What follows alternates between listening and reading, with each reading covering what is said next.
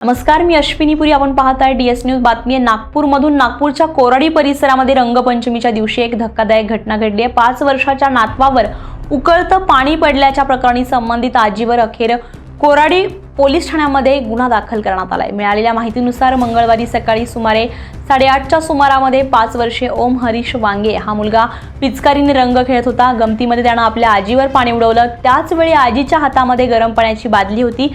मुलाला भिजवण्याच्या उद्देशाने तिने पाणी टाकलं, मात्र हातातील पाणी उकळतं असल्याचं लक्षात न आल्यामुळे ते थेट मुलाच्या अंगावर पडलं. या घटनेमध्ये मुलाच्या कमरेखालचा भाग गंभीररित्या भाजला असून त्याच्यावर नागपूरमधील रुग्णालयामध्ये उपचार सुरू आहेत.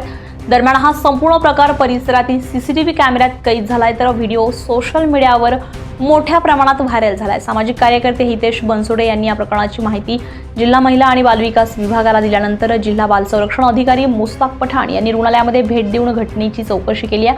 यानंतर त्यांच्या तक्रारीवरून कोराडी पोलीस ठाण्यामध्ये भारतीय न्याय संहिता कलम 325 सह इतर कलमांन्वये गुन्हा दाखल करण्यात आला असून पुढील तपास सुरू आहे. रंगपंचमीसारख्या आनंदाच्या सणामध्ये घडलेल्या या घटनेमुळे परिसरात संताप व्यक्त केला जातोय.